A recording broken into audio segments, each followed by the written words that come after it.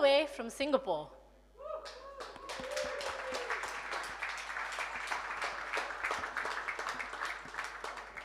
Just a second. But today I came from Frankfurt, so. Am I supposed to stand here or down? Okay, good. How many of you have heard of or used the term MetaSkill or concept in one way or the other? Any hands, show of hands? MetaSkills, 1, 2, 3, maybe 3 or 4 people. So very few people. So in a way, I have a tough task because I'm going to talk about a concept which is unfamiliar.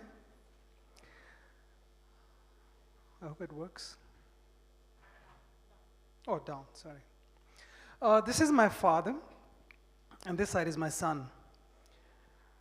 My dad, he wanted to become a psychiatrist despite all odds. He made his way to medical school. He became one. Then he came and worked for one organization all his life, and then he retired. So he had one education, one ambition, one profession, and one organization. This was generation behind me. This is my son. He is 20 years old now. He's studying in Vancouver, in UBC. A couple of years ago, or maybe 3 years ago, he came to me. Among his many talents, he's a very good beatboxer. He says, "Dad, I'm thinking actually to seriously become a professional vocal percussionist." I said, "What?" I didn't know what is vocal percussionist. With my what, I kind of persuaded him, I reasoned with him, if not engineer like your dad or a social activist like your mom, could you consider joining psychology? He did, first semester. Second semester, he got bored of psychology. He joined kinesiology, linguistics, and Japanese for 2 more semesters, finally settling for psychology major. And along with it, he's also running a very small startup with an AI automation startup with his cousin. He is also helping one of his friends to build an edtech startup app. And on top of that, he has taken a summer job just now, selling solar panels in Calgary to people just to build his meta skill of persuasion and sales. So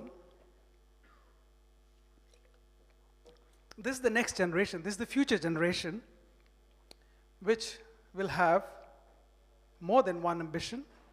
They will have multiple educations. They'll have multiple skills, multiple and parallel professions, and perhaps no or many organizations. So for such a generation, does our work system, does our education system serve the need? People who are so eclectic, the way they think, the way they want to do things, it doesn't. And we are staring at a very big, I hope it works.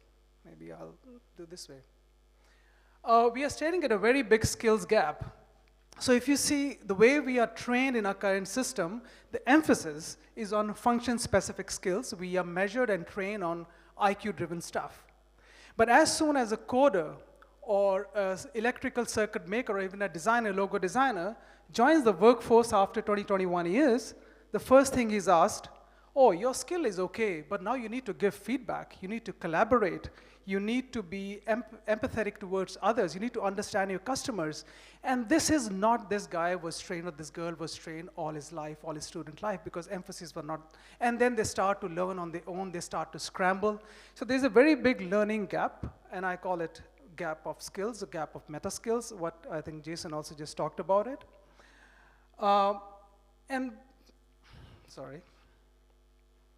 And this gap is exacerbated with this gap.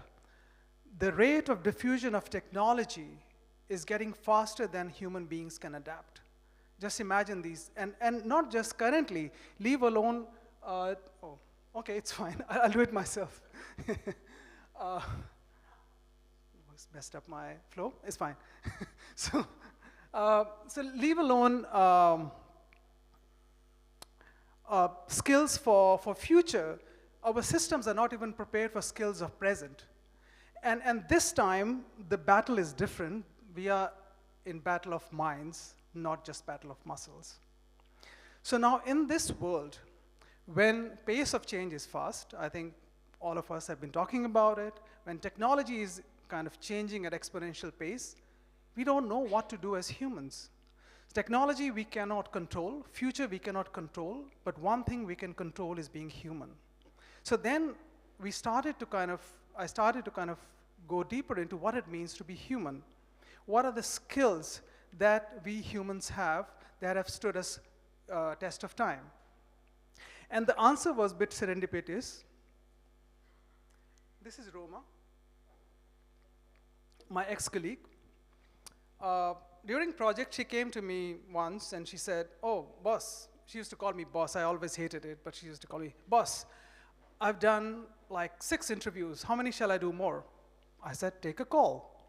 Make your own judgment. So what I was trying to tell her is, your skill as a researcher is important, but your skill as a leader is more important. How do you take a call? If she does that, that is more powerful because then she doesn't need me. And that made me think that the meta skill of judgment, or now I call it meta skill, but at the time, judgment is so important in our lives, in our work, everywhere. How do we make decisions? Because our life is what we choose out of life. And she made a judgment call to solve a problem, like whether she should interview more people or whether she should, like, these insights are enough for whatever project she was in. She solved a problem. So judgment is related to creative problem solving. And when you solve a problem, because you learn by solving that problem. So I realized that these are the 3 skills, perhaps, which are very important in what we are doing. Judgment to solve problems creatively, and then learning how to learn. And these are not just skills of the present, but these were the skills of the past as well. As humans, just imagine, just visualize, a prehistoric lady, thousands of years ago, when there was nothing around, there was a snake or a lion about to pounce, and the lady ran away. She saved her life. She solved a problem of saving her life by running away. She made a judgment call. And from there, she learned. Sorry, I need to drink water. She learned that whenever I see a snake next, or see a lion next, I need to run. And people who didn't run, they're no more. So the point I'm trying to make is these skills, they stood test of time in the past. With the example of my colleague, it is working now, and my argument is they will be skills for the future as well. But how do we learn these skills? It is difficult to learn judgment. It's very complex. Then we thought, like, can we first unpack judgment? What it is constituted of?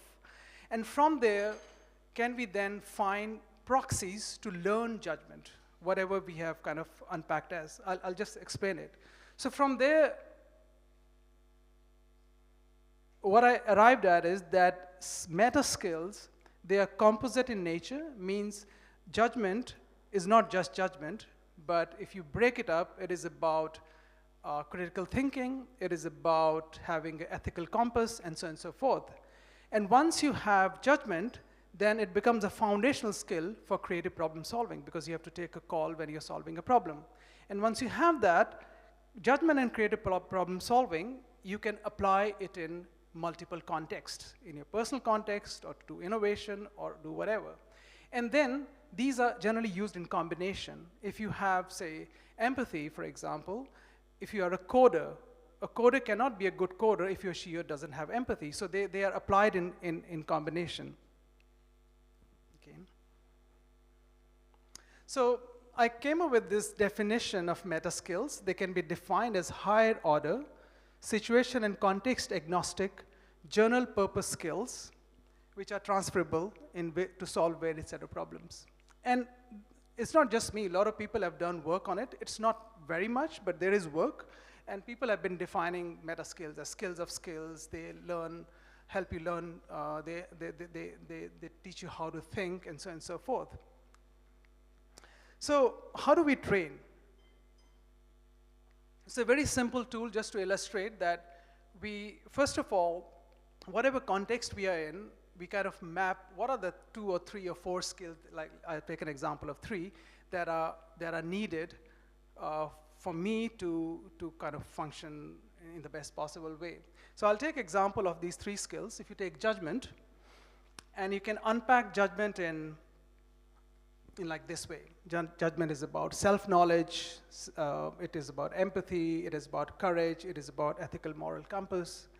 And one of these, you can train on them.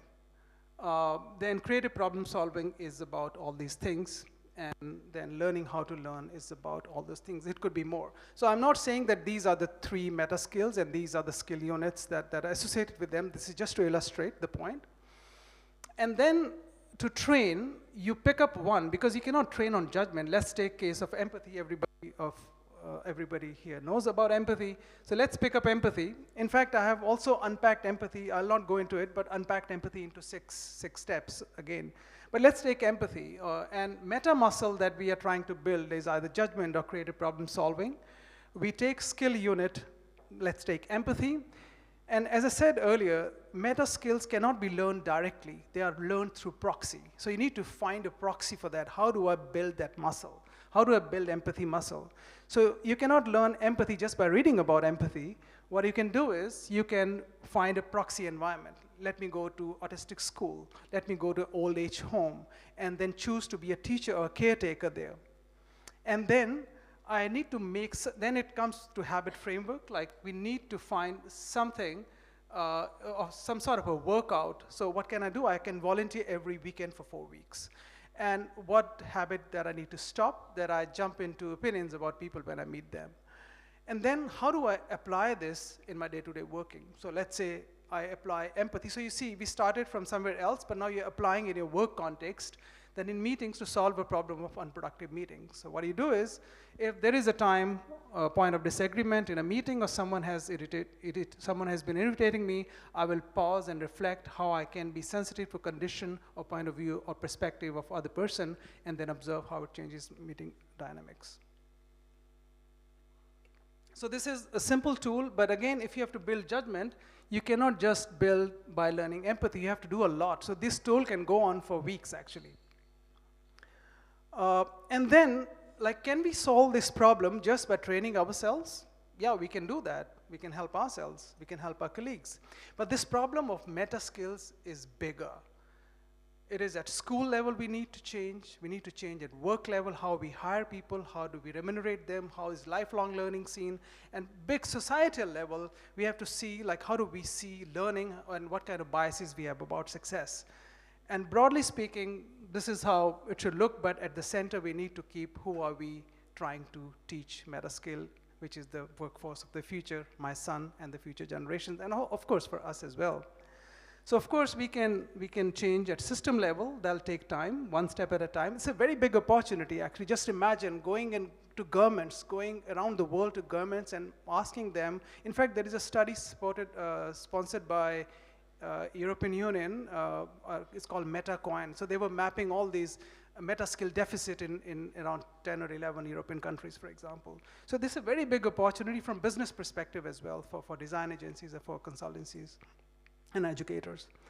And system level change will happen, but at individual level, like if we change, so one person at a time, one meta skill at a time, what is one meta skill I can develop that will matter to me most? This is for you to reflect. Thank you.